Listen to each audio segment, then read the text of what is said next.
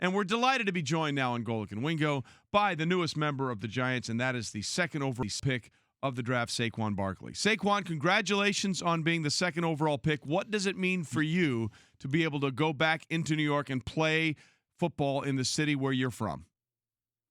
Yeah, thank you. I appreciate that. Thank you for having me. And what does it mean? It means everything.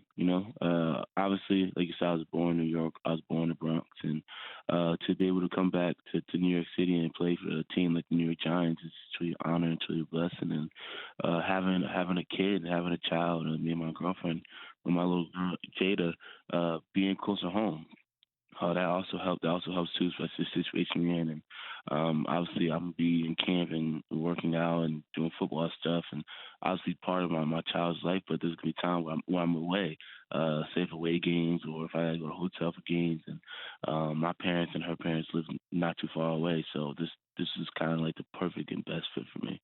And yes, and congratulations on the birth of your child, yours and your girlfriend. Quite a week, right? Well, I was going to say, you're probably the one in this draft who said the draft getting picked was probably the second greatest thing that happened in the past week for you, right?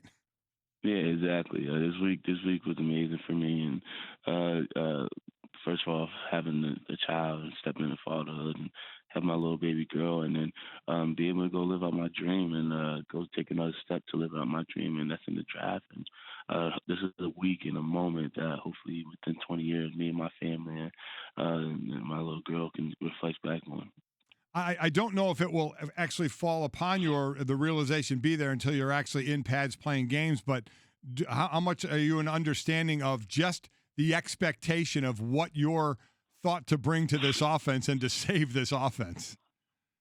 Yeah, I hear that. I understand how people feel, and that I have expectations for myself. I don't let other people's opinions dictate my approach to the game and my mentality to the game. That's not going to change.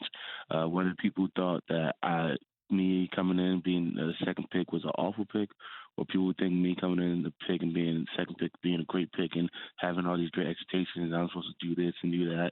I'll focus on that. The way I focus is to keep my approach the same, and that's being passionate about the game of football, loving the game of football, being a competitor, leader, and pushing my teammates.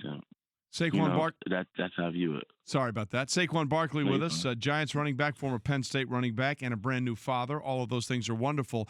Early indications, Saquon, are that this pick is resonating well with the Giants. Apparently, you generated more jersey sales on NFL Draft Night than any other first-round pick. That's according to Fanatics, which runs the official NFL online shop. They said that you sold more jerseys in Draft Night than any other player in its history. So that tells me that most people like this pick, Saquon, rather than have a problem with it. Yeah, that was actually, I don't really get caught up in the moment and stuff like that. That was one time where I was like, wow.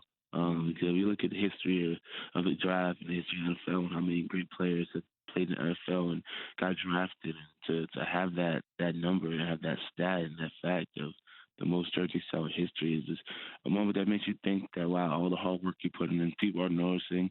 And it's not just the things you're doing on the field. It's things you're doing off the field where you're carrying yourself. And that's just a true representing of my parents and credit to my parents and how they raised me. And, so that stat right there is a crazy stat that no one can ever take away from me in the way I reach that. And the beautiful thing is you can actually get paid for your jersey being sold now. Talking to Saquon Barkley, the Giants' new running back. So we know you can run the ball. We know you can catch the ball out of the backfield. But it's the things that most people don't look at and see that really keep you on the field and make you such an important weapon is the fact that you can block as a running back as well and pick up the blitz. Where did that come from? That came from just getting challenged from my college running back coach. He knows the type of player I want to be, and he said if you want to be one of the best players in college football and want to make that transition to the next level, you got to learn how to block. That's something that I didn't do well my freshman year, and it's common for a younger back coming to college not to be great at that, and I'm still not great at pass blocking. I still have a lot of room to improve, but just the understanding of the game and seeing the defensive schemes and the blitzes and all that, understanding the defense as I got older and as I played more games, just kind of came a little more natural to me. And that's the stuff you got to be willing to do if you want to be an every down back. You don't want to just be a one-dimensional back. I want to be a complete back, not just a complete back, a complete player. That's what running the ball in between tackles, outside tackles, catching the ball in the backfield, passing. If I'm a dummy, if it's just a play action and really try to sell that play action as best as I can. Try to have that presence to have teams follow me and open up other things. And then if it's on special teams, whatever the team needs me to do, I have that mindset of, trying to continue to improve in every part of the game to be the best player you could possibly be to help your team out.